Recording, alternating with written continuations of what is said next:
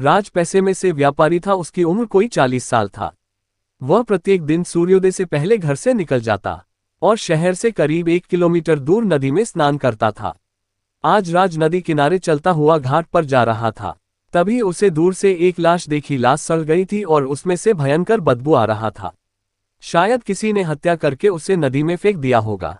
उसका एक बाजू नदी किनारे रेत पर पड़ा था, जिसमें सूरज की किरणों से कोई चीज चमक रही थी। दूर से साफ नहीं दिखा तो वह मुंह पर रुमाल बांधकर लाश के नजदीक गया। वह किसी नौजवान व्यक्ति की लाश थी, जिसकी किसी ने बेरहमी से हत्या की थी। लाश के शरीर पर जख्म के ढेर सारे निशान थे। लाश के सीने में एक खंजर आर पार निकला पड़ा था।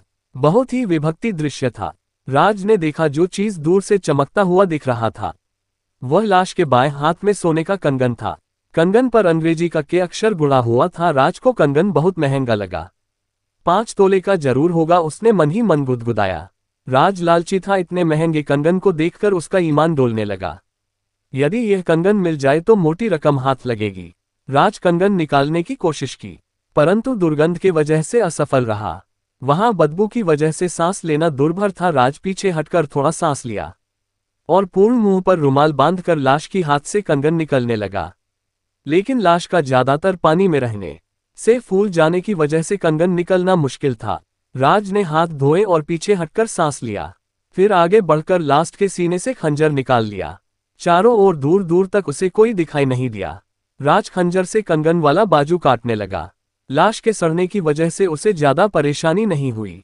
जल्दी से कंगन निकालकर उसने बाजू को पानी में फेंक दिया और राहत की सांस ली। कंगन निकलते वक्त एक बात उसने नोट किया कि जो हाथ उसने काटा था वह गर्म लग रहा था, जबकि नदी का पानी अपेक्षा के ठंडा था।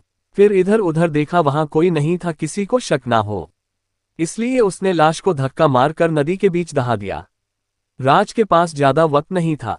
कंगन को पानी में कंगालकर जेब में रखा और बिना नहाए वहां से चला गया। घर आते ही उसने जल्दी से कंगन को गधे के नीचे छुपा दिया। पत्नी ने जल्दी आने का कारण पूछा तो उसने कहा कि देर हो रही थी इसलिए आ गया। पत्नी ने भी ज्यादा सवाल जवाब नहीं किया। जब पत्नी को बताना नहीं चाहता था, अन्यथा वह कंगन रखने से मना कर देती। पत्नी टोने टोटके से बहुत डरती थी। राज ने रूम का दरवाजा अंदर से बंद किया और कंगन गधे के नीचे से फिर से निकल चारों तरफ से देखा। कितना सुंदर है, इसको एक बार पहन कर देखता हूं। राज ने वह कंगन अपने हाथ में पहन लिए। सोने से पहले उसने कंगन वाले हाथ को देखता रहा, मन तो कर रहा था कंगन अपने पास रख लूं, किंतु किसी को पता चल जाएगा, इसका डर उसे सता रहा था। धीरे धीरे नींद ने उसे अपने आगोश में ले लिया। आधी रात को उसे अपने कंगन वाले हाथ में कुछ हलचल सा महसूस हुआ। राज का नींद खुल गया। फिर जो उसने देखा वह अविश्वसनीय था। उसने देखा उसका कंगन वाला हाथ उसी का गले की तरफ आ रहा है। वह पूरी ताकत लगाकर हाथ को रोकने लगा। पसीना भी निकल पड़ा, कोई फायदा नहीं। राज ने दूसरा हाथ लगाकर फिर रोका, परंतु कंगन वाला हाथ तो जैसे फौलाद का बना कोई शक्ति उसके हाथ को नियमित कर रहा था। राज चलना चाहा, परंतु जैसे किसी ने उसे दबोच रखा हो। उसकी सांसें भी अब उखड़ने लगी थी। उसने पूरा दम लगा दिया, परंतु सब व्यर्थ। कंगन वाला हाथ किसी रोबोट की तरह गर्दन के समीप पहुंच गया। कंगन वाला हाथ अब राज के गले पर कसने लगा। राज चिल्लाना चाहा, परंतु चिल्ला ना सका। सांस रुकने लगी है, आंखें उबलने लगी।